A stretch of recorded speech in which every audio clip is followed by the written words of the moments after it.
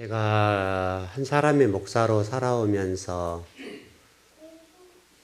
강단에서 가장 강조했던 말이 있다고 한다면 하나님 말씀 해보고 하자.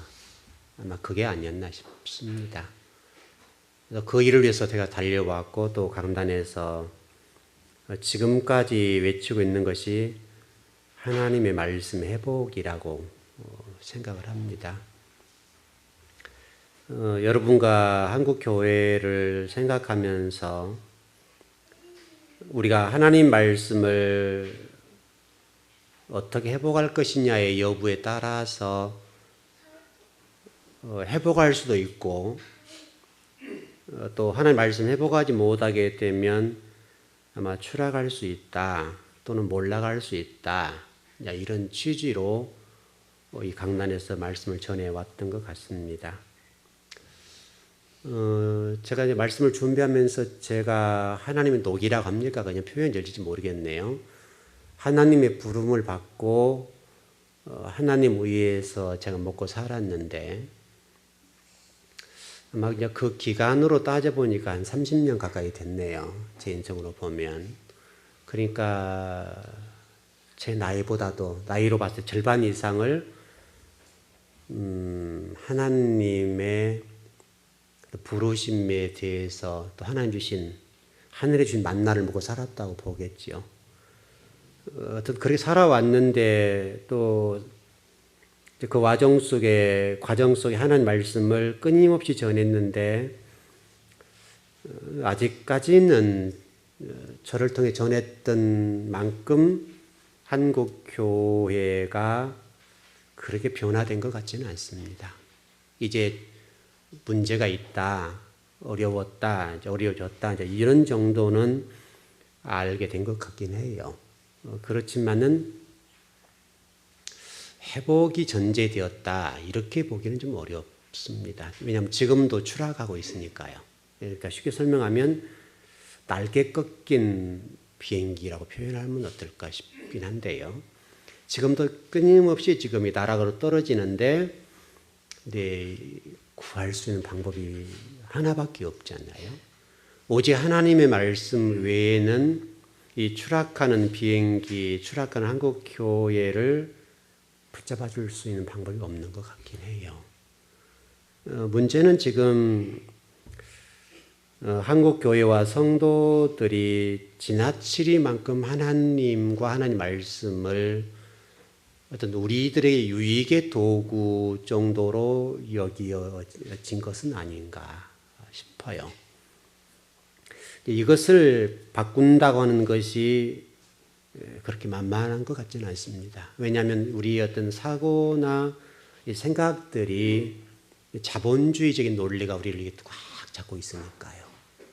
자본주의적인 가치관과 논리 또는 바벨 사상들이 우리를 이렇게 딱 잡고 있으니까 이것을 바꾼다고 하는 것은 그렇게 쉽지가 않아 보여요.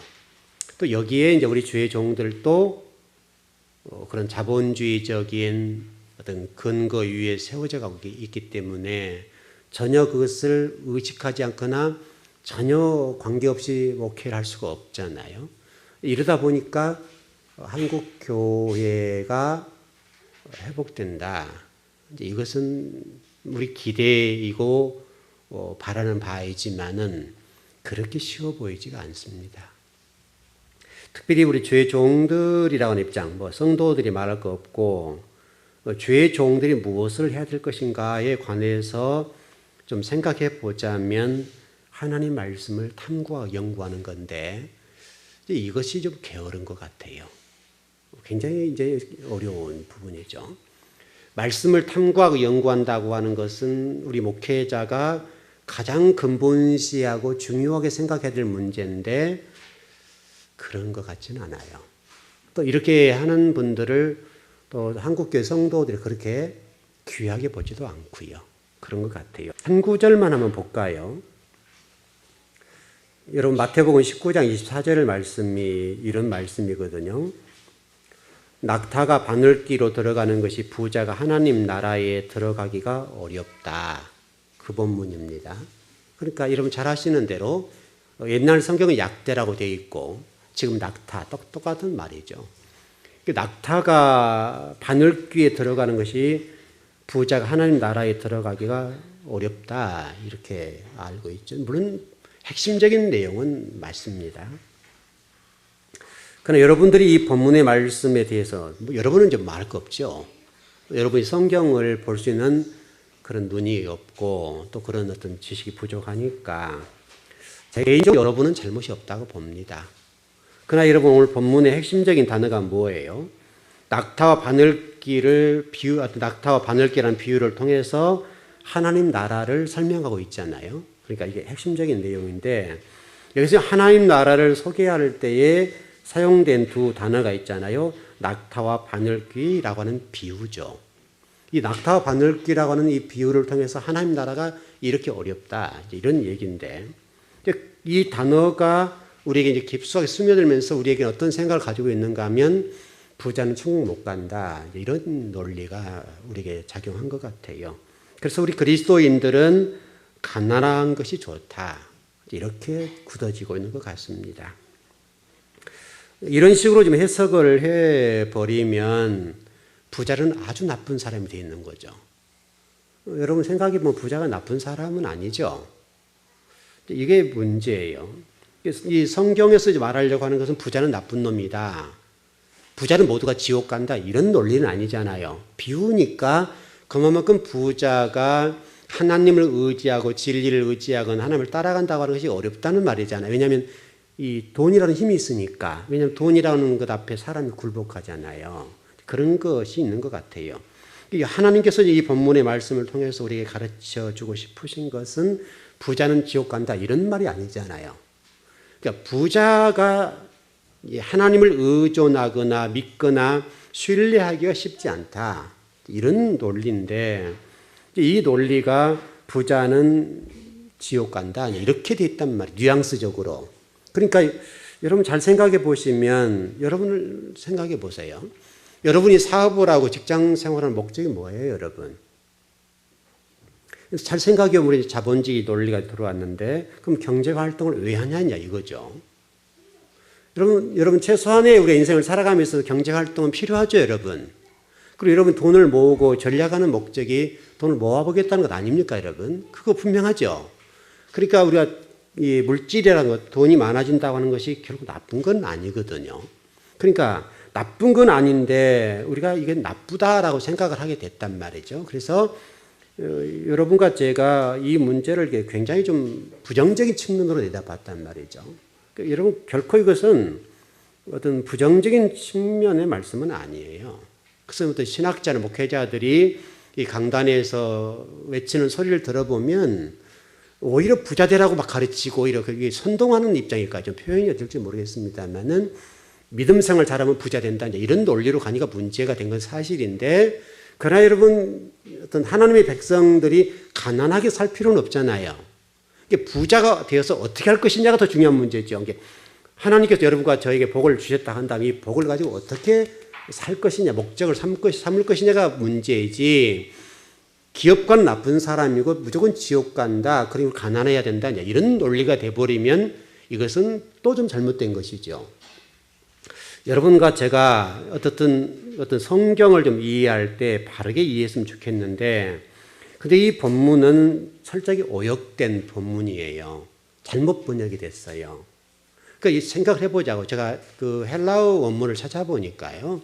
이 본문의 내용이 어떻게 됐는가 하면 이 낙타라고 되어 있지 않고요. 이것은 밧줄이라고 되어 있단 말이죠. 카멜론이란 단어예요. 히브리어가.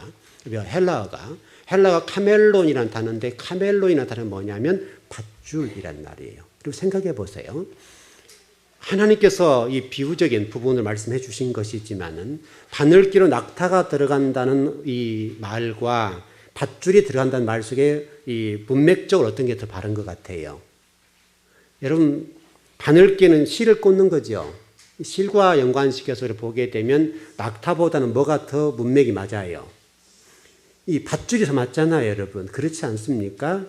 밧줄이라는 말로 되어 있다면 카멜론이라는 단어가 되어 있으니까 밧줄이란 말. 이렇게 헬라어 원문은 밧줄이에요. 제가 분명히 찾아봤어요. 찾아보니 카멜론이라는 단어인데 카멜론이라는 단어는 밧줄이에요. 그러니까 처음 성경을 번역할 때에 이 낙타와 이 밧줄이라는 단어는 영어적으로 보게 되면 이 철자가 하나가 달라요. T자와 L자가 다른 건데 똑같은 단어예요. 똑같은 단어인데 이 T와 L이라는 단어가 차이가 있어요. 근데 이것을 좀 잘못 생각하다 보니까 이것을 낙타다 이렇게 번역을 해버렸단 말이죠. 그러니까 우리는 헬라어를 영어로 와서 영어를 다시 우리 한국말로 번역을 했잖아요. 중국을 거치고 온 건데 영어 성경을 번역을 하다 보니까 이것을 번역하는 한국의 어떤 성도 어떤 번역가라 할까요? 번역자들이 번역할 때 이것을 낙타다 이렇게 번역을 했단 말이에요. 낙타 또는 약대라고 번역을 해버렸어요. 그러니까 이 한 단어 때문에 한 단어 철자 하나 때문에 철자 하나를 잘못 보니까 이 밧줄이라는 단어가 낙타로 번역이 돼버린 거예요. 그러면 우리가 지금 이 번역자들이 그때 당시 지식 수준이 좀 떨어진다 보고 그랬다고 한다면 그 이후로 지금 한국교회가 지금 달려온 시간이 얼마인가요? 적어도 130년을 달려왔잖아요. 130년을 달려왔으니까 130년 동안에 우리 신학자나 우리 목회자들이 본문의 말씀을 들여다보고 헬라 원문이 어떻게 되었는가 찾아봤어야 될 문제라 이거죠. 근데 지금 우리가 이런 것들을 소홀히 하게 되니까 전혀 성경이 가르치려고 했던 것과 좀 다르게 된 거죠. 물론 여러분 본질은 비슷합니다. 천국이라는 개념을 정리하는 거니까. 그러나 하나님이 말씀하시려고 할 때는 이 문맥적인 부분을 매끄럽게 하셨다 이 말이에요. 밧줄과 낙타의 개념은 전혀 다른 문제잖아요.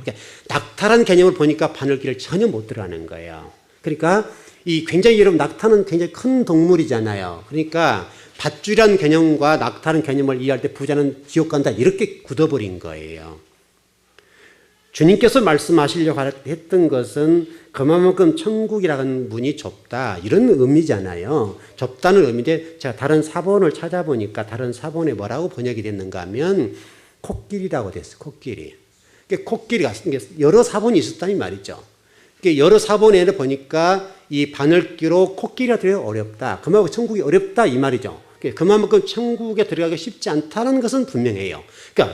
그러나 그럼에 불구하고 성경 원래 본문은 원래 원문적인 것은 밧줄이다 이거예요. 뜻은 크게 변하지 않지만은 이런 하나하나를 우리가 좀 볼 때에 그만큼 우리 어떤 죄종들과 신학자들이 무엇을 해야 되겠냐 이거예요. 무엇을. 적어도 우리 신학자들과 목회자들이 성경을 들여다보고 성경 속에서 말씀하려고 했던 그 정말 우리 주님의 의도 하나님의 의도를 정확하게 보고 성경을 찾아가서 바로 해석해 줘야 되지 않겠냐 이거죠. 그걸 바로 잡아줘야 될 작업들을 해야 되겠는데 우리 목회자 신학자들이 이걸 좀 등한히 한 거예요. 근데 우리 목회자들이 잘못한 부분이죠. 어떻든 여러분 잘못은 아닌데 어떻든 여러분이 이 부분에 대해서는 하나님 말씀을 바르게 배운다고 본다면 배운 말씀으로 따라오면 돼요. 근데 우리는 이제 배운 것도 못 따라오고 이게 뭐랄까요? 이 버틴다 합니까? 표현이 그러네요. 저는 이제 시골 출신이니까요. 시골에 그런 경험들 많이 해봤거든요. 제가 어린 나이에 초등학교 때부터서 지게를 짊어지고 일하고 또 풀을 꼴을 먹인다 합니까? 표준어는 꼴을 먹인다고 저는 풀 먹인다 이렇게 그런데 그때 배웠는데 풀을 먹일 때 보면요, 코를 뚫잖아요. 코를 뚫기 전에 소는요 말을 되게 안 들어요. 그래 소가 한번 버티면요 당길 수가 없어요. 어리니까 제가 어른도 못 당기는 거예요. 코를 뚫지 않으면 뚫을 수도 있게 당기질 않아요. 소가 지 맘대로 간다고요. 그러니까 소가 한번 딱 버티잖아요. 절대 당길 수가 없어요. 그러니까 이제 나중에 말 안 들으니까 뭐를 해요? 코를 뚫는다고요. 코를 뚫는데 이 나무를 이렇게 돼 있으면 나무를 깎아가지고요. 이렇게 불로 살짝 끌리면 강해지거든요. 그러면 그걸로 코를 뚫어버려요. 뚫어서 콧들이라 합니까? 이걸 뚫어가지고 당기는 거예요. 그와 똑같은 거예요. 이제 이런 것이 이제 안 되니까 버티니까 어떤 코를 뚫어서 이제 주인이 마음대로 움직이는 것과 똑같다 이 말이죠. 최근에 어떤 글을 보니까 이런 글이 있었어요. 베들레헴 신학교 학장이신 존 파이프 목사님이라는 분이 아주 이런 한국 교회와 현대 교회를 향해서 좀 뼈아픈 얘기를 해놨더라고요. 이렇게 말씀을 하고 있습니다. 신학 공부 평생 해도 하나님을 모를 수 있다. 이게 참 이상한 말이잖아요. 평생 동안 신학을 해도 하나님을 모를 수 있다. 더 충격적인 말은요. 이들이 덜 교육받은 사람들보다 더 많은 사기를 칠 수도 있다. 여러분 충격적이지 않습니까?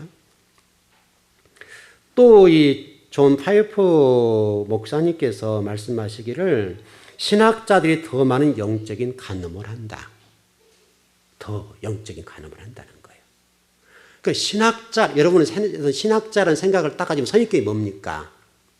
성경을 많이 한다. 하나님 많이 한다. 이런 선입견이 있잖아요. 근데 여러분 신학자는요.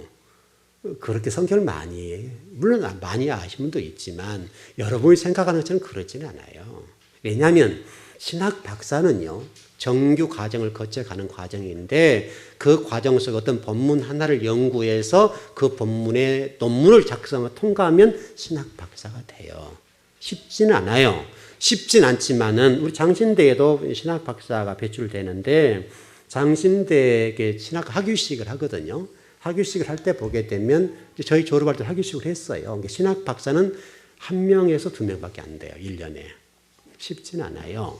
그러나 그 신학 박사가 성경을 완벽하게 안다 이런 말은 아니라고요. 무슨 얘기냐면 요한복음의 몇 장 몇 절 한 구절을 연구해서 논문을 발표하면 되는 거예요. 그럼 그게 통과가 되면 신학 박사 학위를 줘요. 그러니까 여러분이 생각하는 신학 박사 또 신학 교수다 하면 성경을 능통하다 이런 개념은 아니란 말이죠. 그러니까 이 존 파이퍼 목사님이 말씀하신 것처럼 신학 박사는 성경이 능통하다 이런 논리가 아니라고요. 여기서 지금 이 존 파이퍼 목사님 얘기하고 싶은 게 뭐냐면 이 데살로니가 말씀을 가지고 이렇게 얘기했어요. 하나님에 대해서 말씀하는데 하나님이 어떤 분이지? 하나님이 가장 가치 있고 가장 아름답고 만족되시는 여러분의 영혼을 책임지시는 그분이고 가장 귀한 분이다. 이것을 아는 게 더 중요하다는 거예요. 여러분 어떻게 동감하시나요? 그러니까 학위에서 그분이 하나님은 이런 분이에요, 저런 분이에요. 그러니까 성도들을 위해서 뭐랄까요? 아까 그 파이퍼 목사님 말씀하신 것처럼 더 좀 공부했다는 이 이유 하나, 또 신학 박사는 이유 하나 때문에 성도들에게 더 많은 사기를 칠 수도 있다.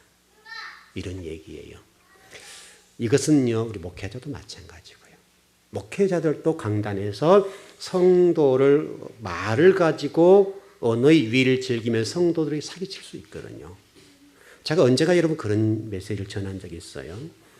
여러분, 제가 여러분들을 컨트롤할 수 있다. 리모컨 조종하듯이 얼마든지 할 수 있다. 이것은 불가능같이 보이죠? 그렇지 않아요. 가능해요. 여러분들 제가 그쪽으로 몰고 가기 시작하면 여러분들은 다 따라오게 돼 있어요.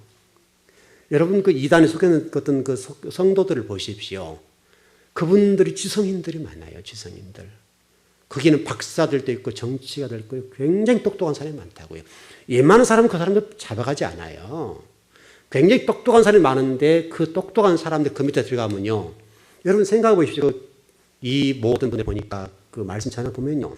언변술이 그렇게 그 매끄럽지 않잖아요. 이렇게 유식하지 않단 말이죠. 그렇게 제가 들으면 그렇게도 무식하게 보이고 그러는데요. 여러분 아시죠? 그런데 그 속에 들어가서 그 박사들, 정치인들, 똑똑한 사람들이 굴복을 한단 말이죠. 근데 그들이 가르치는 대로 꼼짝을 못 하는 거예요.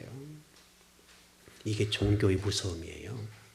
이 종교의 무서움은요, 여러분이 생각하는 것처럼 훨씬 무섭습니다. 그러니까 이 잘못된 이단에 속했거나 또 어떤 조금 엇나가는 죄의 종들이 강단에서 여러분들을 좀 뭐랄까요? 조종한다 표현할까요? 여러분들이 이게 어떤 사기를 친다는 표현이 너무 거친 말인데 사기를 치면서 메시지를 하나님의 이름을 도용하게 되면 여러분들은 따라오게 돼 있어요. 처음은 어쩔지 몰라도요. 조금 그런 식으로 계속 말씀을 조금씩 먹이면요. 여러분 언젠가는 그게 꼼짝을 못해요. 이런 논리예요. 존 파이퍼 목사님이 정확하게 봤어요. 중요한 것은 신학자들과 우리 주의 종들이 하나님이 가장 가치 있는 분이다 라고 생각하고 말씀을 가르치는 것, 이게 중요하다고요. 그러니까 내가 신학자이기 때문에 그 신학을 통해서 성도들을 유혹하고 사기에 쳐서 성도들 하여금 자기 유익을 취하는 이것은 아니라. 근데 이 존 파이퍼 목사님은 그렇게 봤어요. 우리 즐거운교회와 한국교회가 하나님 말씀을 회복해야 된다라고 저는 믿고 있고 좀 그렇게 가고 있어요. 여러분, 지금 우리가 라오디아 교회를 공부하고 있는데 라오디아 교회와 저와 여러분이 다른 게 뭐예요? 라오디아 교회 성도들과 저와 여러분 다른 것이 조금이라도 있습니까, 여러분? 라오디아 교회와 저와 여러분이 전혀 다를 게 없어요. 우리 주님께서 라오디아 교회를 향해서 잘못된 것들에 대해서, 잘못된 방향에 대해서, 잘못 목적 삼는 것에 대해서 문제를 지적하고 답을 주었잖아요. 답을 주었는데 이 라오디아 교회가 답을 가지고 회복하거나 회개하거나 돌이켰다고 하는 것을 볼 수가 없어요. 소아시아 일곱 교회의 이야기가 2000년 전의 이야기인데 현대 교회의 모습을 그대로 투영해 있고 또 미래 한국 교회와 세계 교회의 모습을 그대로 보여주고 있어요. 우리가 이것은 좀 잘 생각해야 될 것들인데, 여러분, 하나님은 이렇게 우리 말씀하셨잖아요. 하나님의 말씀, 또 하나님의 역사, 또 성경이라고 하는 것들은 너희들에게 거울과 경계야. 이게 거울과 경계니까 너희들이 그것을 보고 그것을 참고하고 거울과 경계를 삼아서 너희들은 그렇게 가면 안 된다. 이런 말씀이나요? 근데 우리는 여전히 그것을 경계와 거울을 삼지 않고 여전히 우리의 모습대로 가고 있어요. 여러분, 이스라엘 백성들 한번 보세요. 그들이 애굽에서 고기를 먹고 자랐지 않습니까? 살았죠. 고기를 먹는 사람들이니까 이 광야를 거쳐서 가는 것은 고기를 먹는 곳이 아니잖아요. 거기는 뭐를 먹는 곳이에요? 하나님 말씀을 먹는 곳이라고요. 하나님 말씀을 먹는 곳인데 계속 이스라엘 백성들이 요구했던 게 뭐예요? 고기 주라, 그 말이잖아요. 왜냐하면 애굽에서 먹었던 것을 먹고 싶다. 이 말은 단순히 고기 얘기가 아니라 애굽적인 삶과 그들이 걸어왔던 길을 걷겠다, 이런 말이거든요. 그런 말이니까 하나님께서 그들의 기도에 대해서 응답을 주시죠.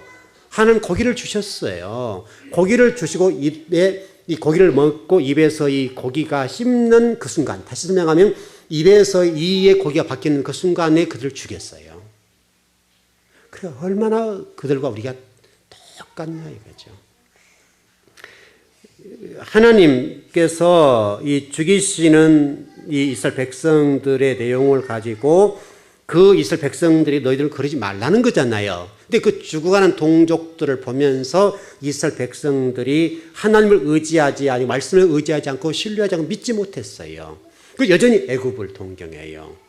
그러니까 애굽을 동경한다는 말은 하나님이 그들에게 말씀하셨던 의도가 다르잖아요. 그러니까 광야라는 단어가 여러분 말씀이라고 그러죠. 말씀. 그 말씀이라고 했던 것이 말씀으로 사는 곳인데 고기를 달라 하니까 죽이는 수밖에 없잖아요.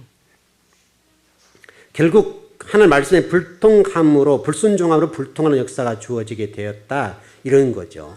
그럼 우리가 이스라엘 백성들이 광야에서 이와 같은 치욕스러운 역사를 가지고 있는 게 그걸로 경계가 되었는데, 그럼 우리는 과연 이 광야, 이 세상에서 살고 있는 우리는 어떠냐 이거예요. 우리는 이스라엘 백성과 여러분 조금도 다를 게 없잖아요.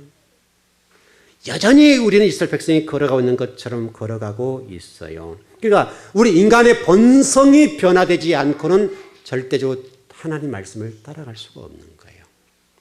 이 본성이 변화되지 않게 되면 우리는 여전히 이스라엘 백성들처럼 그 길을 답습해 가는 거예요.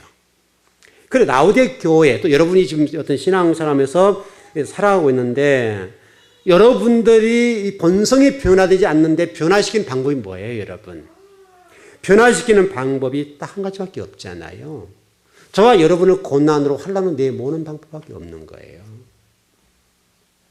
그것이 우리 라오디아 교회에 주셨던 첫 번째 해답이 뭐냐면 불로 연단한다, 이 말이거든요. 불로 연단해서 그것들을 새롭게 만들겠다, 이런 얘기예요. 자, 우리 성경 한번 찾아보시죠. 말라기서 3장 2절 3절의 말씀을 한번 보시죠. 마태복음 바로 앞에 있는 말씀입니다.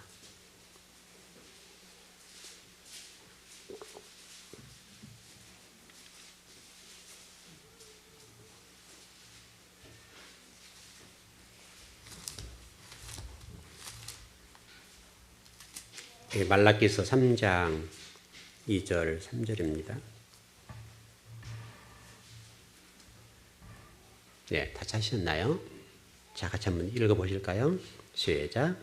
그가 임하시는 날을 누가 능히 당하며 그 나타나는 때에 누가 능히 서리요. 그는 그물을 연다는 자의 불과 표백하는 자의 잿물과 같을 것이라. 그가 은을 연다나에 깨끗하게 하는 자같이 앉아서 레위 자손을 깨끗하게 하되 금, 은같이 그들을 연단하리니 그들이 공의로운 잿물을 나 여호와께 바칠 것이라. 이해되시나요, 여러분?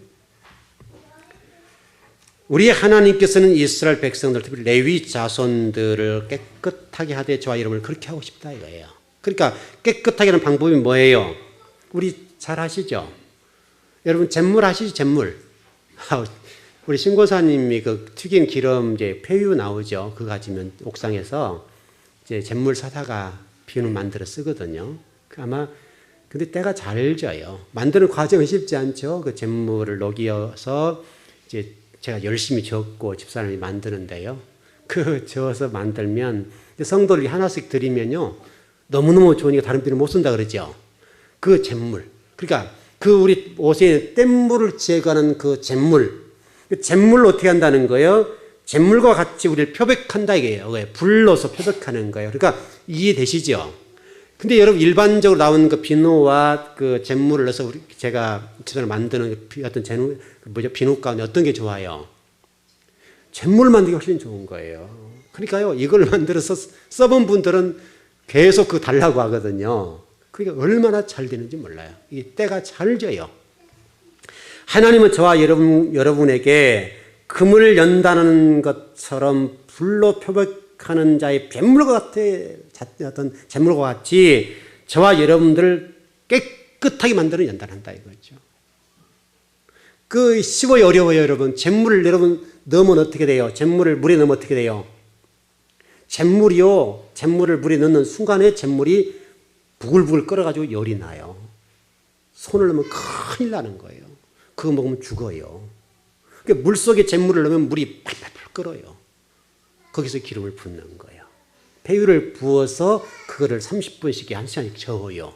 그러면 그것이 비누가 되는 거예요, 여러분. 그러니까 여러분, 이 잿물이라고 하는 뜨겁잖아요. 물이 팔팔, 찬물 속에 잿물을 넣으면 물이 팔팔팔 끓어요. 팔팔팔 끓은 거기에 폐유를 집어서 비누를 만드는 것처럼 저와 여러분을 불 속에 집어넣는 거예요. 왜? 그렇지 않으면 안 죽으니까 우리가 변화되지 않으니까. 하나님께 저와 여러분들에게 의로운 잿물을 만들기 위해서 이 불광록 속에 하나님께서 금을 넣어서 금을 재련하신 것처럼 저와 여러분을 잿물 속에 집어넣어서 우리를 깨끗하게 만드시는 거예요. 뭐 하기 위해서? 의로운 잿물을 만들기 위해서. 그리고 레위 자손을 그렇게 연단해 오셨다는 거예요.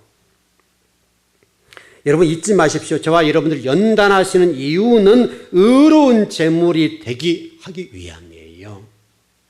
그래서 우리 신약 성경 서신서에 뭐라고 말씀하고 있어요? 바울 서신에 보게 되면 너는 산 제물이야. 그 세상 풍조를 따르면 안 돼. 라고 되어 있다 이 말이죠. 여러분들 하나님을 이해할 때 우리의 소원을 들어주시고 문제를 해결해 주시는 분으로만 이해한다면 여러분은 어린아이예요. 제가 예수를 믿는 것과 그리스도를 믿는 것을 차이점 설명을 드렸잖아요. 저 하나님께서는 저와 여러분들을 예수님을 믿는 어린아이의 신앙이 아닌 그리스도를 믿는 창성한 분량에 이르는 성도가 되기를 원한단 말이죠. 그러니까 이게 우리가 하나님 앞에 연단되지 어떤 훈련된 의로운 제물이 되지 아니하니까 그 속에 집어넣어서 우리를 영광로서에 집어넣어서 우리를 태워버리는 거예요. 태우면 아파요, 안 아파요, 여러분? 아프죠, 힘들죠, 여러분? 그 속에서 여러분들이 탈출하는 방법, 그것을 빨리 통과되는 방법이 뭐예요? 빨리 순종하는 거예요. 빨리. 하나님은 저와 여러분에게 잿물 속에 저희를 집어넣고 영광로 속에 저희를 집어넣어서 우리의 불순물들을 바짝 태워버리는 거예요. 그러니까 힘들지. 그러니까 얼마나 고통스럽냐고요. 그 과정을 겪어보지 않으면 안 돼요. 근데 여러분, 그 과정이 여러분들이 저주냐 이거예요. 그렇지 않아요, 여러분. 가장 복된 거예요. 가장 복된 거예요. 우리는 당하는 입장에 힘들고 어렵잖아요, 여러분. 여러분 당해보시면 알죠? 그거는요, 누구에게 말할 수도 없고요. 굉장히 힘들어요. 여러분, 로마서를 통해서 여러분 분명히 배웠던 것처럼 환난이라는 게 뭐라고 배웠어요, 여러분? 환난이 뭐라고 배웠어요? 하나님의 따뜻한 손길이래요. 하나님의 따뜻한 손길. 여러분 이해가 되십니까, 여러분? 그게 당하는 입장에서 어떻게 이런 고통당하고 힘들고 죽겠는데 그게 따뜻한 손길이냐고요. 근데 분명히 바울은 로마서를 통해서 그게 하나님의 따뜻한 손길이래요, 여러분.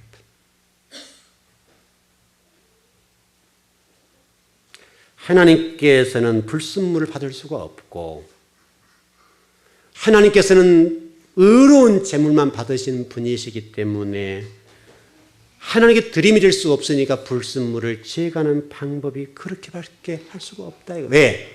우리 스스로는 자정 능력이 없어요. 우리의 본성이 그래요, 여러분. 우리의 본성은 늘 죄악을 추구하게 돼 있어요. 우리의 본성은 땅을 지향하게 되어 있어요. 그러니까 하나님 그래요. 스가랴서 13장 9절을 읽어드릴게요. 시간이 없으니까. 내가 그 3분지 1을 불 가운데 던져 은같이 연단하며 금같이 시험할 것이라. 그들이 내 이름을 부르리니 내가 들을 것이며 나는 말하기를 이는 내 백성이라 할 것이요 그들은 말하기를 여호와는 내 하나님이시라 하리라. 불로 연다는 이유에 하나님을 부르더라 이거예요.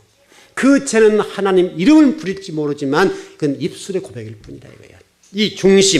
이 중심 하나 오후에 공부할 건데요. 오후에 우리가 공부할 때 그건 좀 자세히 설명을 드려보죠. 이 중심이라는 히브리어 단어를 보게 되면 이 마음 중심 이곳에서 하나님 불렀다 이거예요. 베드로전서 1장 6절 7절에도 이렇게 되어 있어요. 그러므로 너희가 이제 여러 가지 시험을 인하여 잠깐 근심하게 되지 않을 수 없었으나 오히려 크게 기뻐하도다. 너희의 믿음의 시련이 불로 연단하여도 없어질 것보다 더욱 귀하여 예수 그리스도 나타나실 때 칭찬과 존귀를 얻게 하려 함이라. 결론은 그거예요. 하나님이 저와 여러분을 죽이기 위함이 아니라 우리 주님 재림하실 때 칭찬과 존귀와 영광을 얻게 하기 위해서 저와 여러분을 불 가운데 인도한다 이거예요. 여러분 우리 마음은 어때요, 여러분? 우리 마음이 부드러운가요, 단단한가요? 우리 마음은요, 안반, 큰 안반 있죠? 이 안반보다 수천 배, 수만 배 단단해요. 이렇게 약하고 부드러운 이 마음이요. 보이지 않는 거죠, 마음은. 이 생각이니까. 이 보이지 않는 건데 이 보이지 않는 이것이요. 안반보다 만 배, 천 배는 단단해요. 부숴도 부시지 않아요. 뚫리지 않아요. 훨씬 단단해요. 이게 우리 마음이에요. 그러니까 이 안반보다 단단하고 수만 배, 수십 배 단단하니까 그걸 뚫는 방법이 뭐예요? 환난을 주시는 거예요. 여러분의 복을 주기 위해서. 여러분 솔로몬을 아시죠? 솔로몬은 연단 있이 복을 받았어요? 연단 없이 복을 받았어요? 솔로몬은 연단 없이 복을 받았어요. 하나님이 그것을 우리에게 그걸로 경계를 주시는 거예요. 솔로몬을 봐라 이거예요. 솔로몬은 연단 없이 훈련 없이 고생 없이 복을 받았어요. 그 마지막이 어때요, 여러분? 솔로몬이 그렇게 복을 받으니까 마지막에 하나님 앞에 엄청난 재앙이 되고 본인에게도 재앙이 되는 그런 왕이 되었다 이거야. 결국은 이 솔로몬 때문에 이스라엘 나라가 나눠졌잖아요.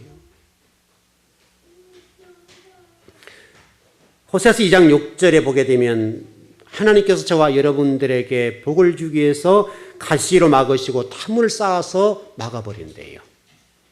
여러분이 잘못된 방향으로 가게 되면 탐을 쌓고 가시를 놓아서 못 가게 만든다. 그러니까 우리가 환난이 오는 거예요. 그럴 때 여러분들이 해야 될 일은 뭐예요? 부진의 성경 달려와서 하나님을 의존하고 의지하고 믿는 것, 그 길밖에 없어요. 좀 정리를 해보시죠. 여러분과 제가 또 여러분에게 주어진 어떤 연단, 또 환난, 고난의 문제, 어려운 문제 앞에 여러분 나름대로 힘드실 거예요. 힘들죠. 눈물밖에 할 게 없잖아요. 답이 없으니까요. 앞이 암담하니까요. 여러분 앞이 암담하고 보이지 않게 되었을 때 얼마나 절망하고 낙담되고 꿈을 잃어버렸잖아요. 그러나 하나님은 지금 우리에게 말씀하시는 거예요. 네 앞이 암담하고 캄캄하고 보이지 않냐 이거예요. 그렇다면 네가 할 일이 뭐냐 이거예요. 그와 같이 하나님 하시는 이유가 뭐냐 이거예요. 여러분이 그 속에 당하는 어떤 어려움은 힘들고 어렵지만 하나님 여러분을 죽이기 위한 목적은 아니라는 거예요. 살리기 위해서 그렇다는 거예요. 왜? 그렇지 않으면 안 될 거야. 여러분이 주어진 그 문제는 여러분을 죽이기 위한 목적도 아니고 살리기 위한 목적도 아니에요. 우리 라오디아 교회를 통해서 말씀하시니 연단과 시험 받지 않는 성도들에 관해서 뭐라고 설명했는가 하면 그것을 미지근한 신앙이다 그랬어요. 여러분. 미지근한 신앙, 연단과 훈련과 시험이 없는 성도는 곧 미지근한 신앙이네요. 여러분 그 서신서에 이런 말씀이 있죠. 안전하다 평안하다 이것이 너희는 저주와 같은 것이다. 여러분에게 안전하다 평안하다고 하는 게 굉장히 복이지요. 근데 실질적으로 하나님 입장에 볼 때는 여러분 완벽하지 않는 상태 그렇다고 한다면 곧 그것은 저주다 이거죠. 그 자체가 심판이라 이거예요. 그러니까 여러분이 게으르고 영적 무감각 상태에 있는 것이 복인 것처럼 보이지만 실질적으로 여러분은 연단이 있고 고난이 있는 것이 복이라는 거예요. 여러분 이해되시나요? 이해되면 와닿진 않지요. 왜냐하면 연단받고 고난받고 안 좋잖아요. 근데 하나님은 그것이 복이래요. 다니엘의 세 친구가 풀무볼 속에 들어갔는데 7,000도가 넘는 풀무볼 속에 들어갔어요. 7,000도. 여러분 금을 재련할 때 필요한 온도가 몇 도인지 아세요? 2,000도예요. 금을 재련하는 용광로가 2,000도예요. 근데 다니엘의 세 친구는 풀무볼 속에 7,000도 이상 들어갔어요. 이 다니엘 친구를 데리고 왔던 사람이 다 죽어버렸으니까 7,000도요. 여러분 불의 그 뜨거움을 아실 거예요. 여러분 다니엘은 사자굴 속에 던져넣었어요. 아브라함은 바벨론 나와 45년 동안 연단을 받았어요. 믿음의 조상인 아브라함이 45년이요.